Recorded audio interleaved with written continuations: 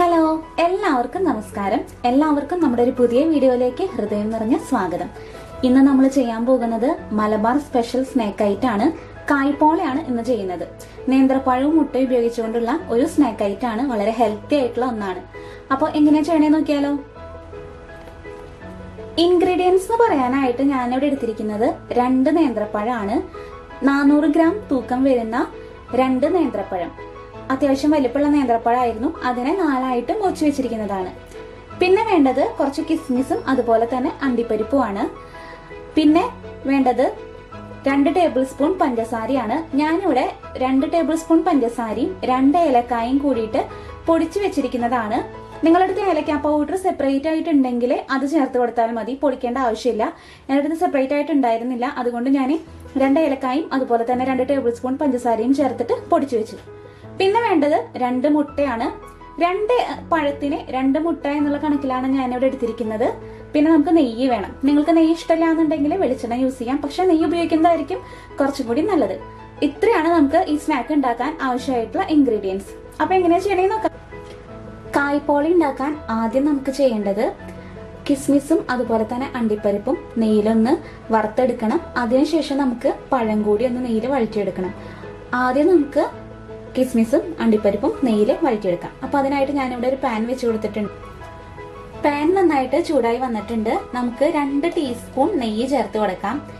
നെയ്യിന്റെ flavour നിങ്ങൾക്ക് ഇഷ്ടമല്ല എന്നുണ്ടെങ്കിൽ വെളിച്ചെണ്ണ ആയാലും കുഴപ്പമില്ല. നെയ്യ് ഒന്ന് ചൂടായി വന്നിട്ടുണ്ട്. നമുക്ക് ഇതിലോട്ട് കാഷ്യൂ ചേർത്ത് കൊടുക്കാം.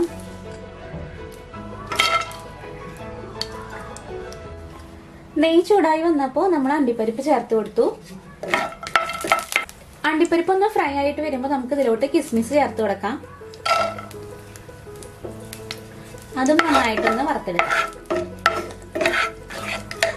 അണ്ടിപ്പരിപ്പും കിസ്മിസും അത്യാവശ്യത്തിന് ഫ്രൈ ആയി വന്നിട്ടുണ്ട്. നമുക്കിത് കോരി മാറ്റാം. അങ്ങനെ നമ്മൾ അണ്ടിപ്പരിപ്പും അതുപോലെ തന്നെ കിസ്മിസും കോരി മാറ്റിയിട്ടുണ്ട്. ഇനി നമുക്ക് ഇതിലേക്ക് ചേർത്ത് കൊടുക്കേണ്ടത് പഴമാണ്. 2 നേന്ത്രപ്പഴം 4ആയിട്ട് മുറിച്ചത്.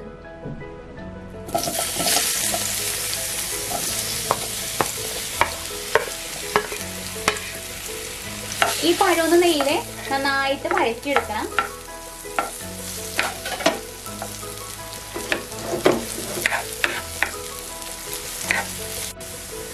പഴം അങ്ങനെ നന്നായിട്ട് നമ്മൾ നെയ്യിൽ വഴറ്റിയെടുത്തിട്ടുണ്ട്. ഇതിന്റെ ഒരു പാകം എന്ന് പറയുന്നത് ഇതിന്റെ കളറൊക്കെ ഒന്ന് ചേഞ്ച് ആയിട്ട് ഇങ്ങനെ ബ്രൗൺ സ്പോട്ട്സ് വന്ന് തുടങ്ങിയിട്ടുണ്ടെങ്കിൽ നമുക്ക് ഓഫ് ചെയ്യാം. ഇങ്ങനെ ബ്രൗൺ സ്പോട്ട്സ് വന്നു കഴിഞ്ഞാൽ നമുക്ക് ഓഫ് ചെയ്യാം.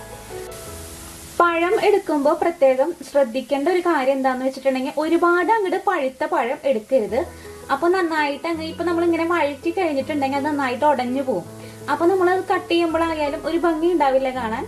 അടുത്ത സ്റ്റെപ്പ് എന്ന് പറയുന്നത് നമുക്ക് ഈ മുട്ട ഒന്ന് ഒരു ബൗളിലോട്ട് പൊട്ടിച്ചൊഴിക്കാം.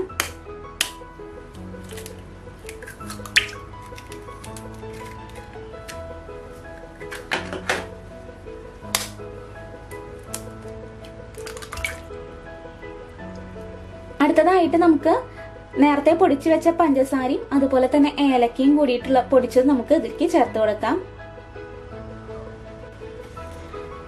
അങ്ങനെ നമ്മൾ മുട്ട പൊട്ടിച്ചൊഴിച്ചതിലേക്ക് നമ്മൾ പഞ്ചസാരയും അതുപോലെ തന്നെ ഏലക്കായും കൂടി പൊടിച്ചത് ചേർത്ത് കൊടുത്തിട്ടുണ്ട്. ഇനി നമുക്ക് ഒരു നുള്ള് ഉപ്പ് ചേർത്ത് കൊടുക്കാം. ഈ മധുരമൊക്കെ ഒന്ന് ബാലൻസ്ഡ് ആവാൻ വേണ്ടിയിട്ടാണ് ഒരു നുള്ള് ഉപ്പ് ചേർത്ത് കൊടുക്കുന്നത്. ഇനി നമുക്ക് ഒന്നില്ലെങ്കിൽ ഇത് നിങ്ങൾക്ക് സ്പൂണിൽ വെച്ചിട്ട് നന്നായിട്ട് ബീറ്റ് ചെയ്യാം, അല്ലെങ്കിൽ മിക്സിയുടെ ഒരു ജാറിൽ അടിച്ചെടുത്ത് കൊണ്ടുവരാം. അങ്ങനെ നമ്മൾ പഞ്ചസാരയും മുട്ടയും കൂടിയിട്ട് നന്നായിട്ട് ഒരു മിക്സിയുടെ ജാർ ഉപയോഗിച്ചിട്ട് നന്നായിട്ട് ബീറ്റ് ചെയ്തിട്ടുണ്ട്. നമുക്ക് ഇതിലോട്ട് ഒഴിച്ചു കൊടുക്കാം. അതുപോലെ തന്നെ പഴം നമ്മൾ നന്നായിട്ട് വഴറ്റിയത് നമ്മൾ ഇതിലോട്ട് ചേർത്ത് കൊടുക്കാം.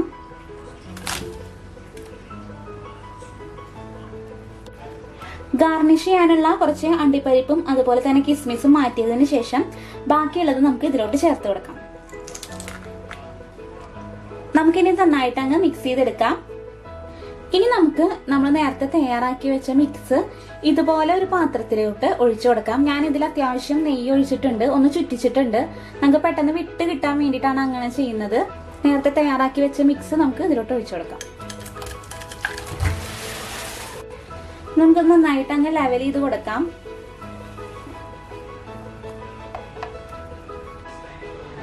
അപ്പൊ നമ്മൾ നന്നായിട്ട് ലെവൽ ചെയ്ത് കൊടുത്തിട്ടുണ്ട്.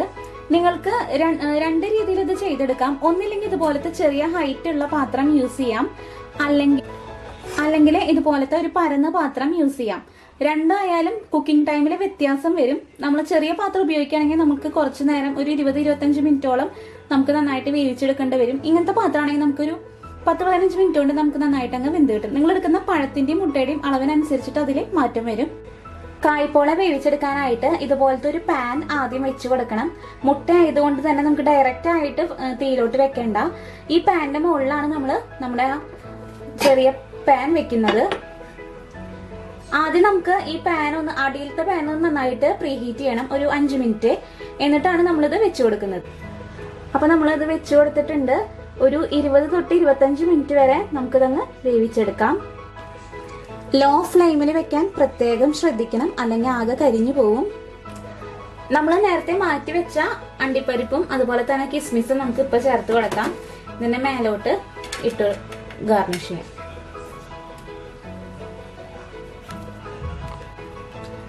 ഒരു 25 മിനിറ്റ് കഴിഞ്ഞിട്ടുണ്ട്. നമുക്കിത് വെന്തോന്ന് നോക്കി വെക്കാം. അപ്പൊ അതിനായിട്ട് ഒരു സ്ക്വയർ വെച്ചിട്ട് ഇതെങ്ങനെ കുത്തി നോക്കാം. ഇതിൽ ഒട്ടി പിടിച്ചിട്ടില്ല, ക്ലിയർ ആണ്.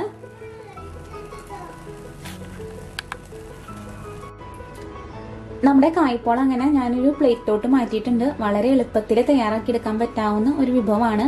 കുറച്ച് കുക്കിംഗ് ടൈം ഉണ്ട്, എന്നാലും പ്രോസസ്സൊക്കെ ഭയങ്കര ഈസിയാണ്. ഇത് കാണിച്ചു തരാം.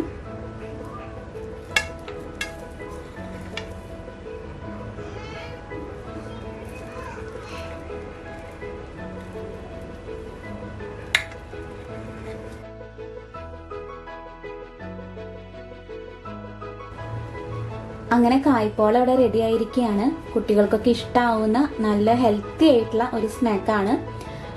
നമ്മളുടെ ചാനൽ ആദ്യമായിട്ട് കാണുന്നവരാണെങ്കിൽ ഒന്ന് സബ്സ്ക്രൈബ് ചെയ്ത് തന്നെ സപ്പോർട്ട് ചെയ്യുക. നിങ്ങൾക്ക് ഈ വീഡിയോ ഇഷ്ടമാവുകയാണെങ്കിൽ നിങ്ങളുടെ ഫ്രണ്ട്സിനും റിലേറ്റീവ്സിനും ഒക്കെ ഒന്ന് ഷെയർ ചെയ്ത് കൊടുക്കുക. അപ്പോൾ അടുത്ത നല്ലൊരു അടിപൊളി റെസിപ്പി ആയിട്ട് കാണുന്നവരേക്കും നന്ദി, നമസ്കാരം.